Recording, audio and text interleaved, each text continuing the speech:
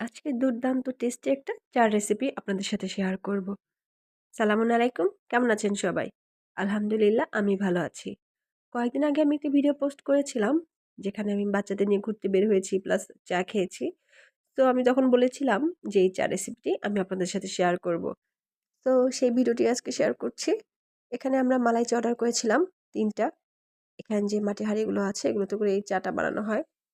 এখানে চা পাতা আর দুধ দিয়ে আগে থেকে এটা জাল করে রেখেছিল ঘন করে। এবার দেওয়ার আগে এটাকে ভালো করে একটু বিট করে নিচ্ছে। দেন এবার এই মাটির কাপগুলোতে চাটা দিয়ে দিচ্ছে। আমরা ৩টা মালাই চা অর্ডার করেছিলাম, যার জন্য ৩টাই বানাচ্ছে। তো এখানে চা দেওয়ার পরে এখানে ওরা আগে থেকে যে সরটা তুলে রাখে সেটাই উপরে দিয়ে দেয়। আর এজন্যই এর নাম হচ্ছে মালাই চা। এই মালাই চার টেস্ট আরও বৃদ্ধির জন্য ওরা এর মধ্যে ইউজ করে হচ্ছে পাউডার মিল্ক। এই চাটাকে আরও টেস্টি করার জন্য ওরা এর মধ্যে ইউজ করে হচ্ছে হরলিক্স। অ্যাট লাস্ট এর মধ্যে ইউজ করে কফি পাউডার। এই কফি পাউডারটার জন্যই চায়ের লুক প্লাস টেস্ট দুটোই চেঞ্জ হয়ে যায়। অ্যাজ এ রেজাল্ট মালাই চাটা খেতে ভেরি টেস্টি হয়। এই হচ্ছে আমাদের মালাই চার final look. Really it's very gorgeous and tasty. আপনারা যারা চা লাভার আছেন তারা একবার হলেও বাসায় এইভাবে ট্রাই করে দেখবেন।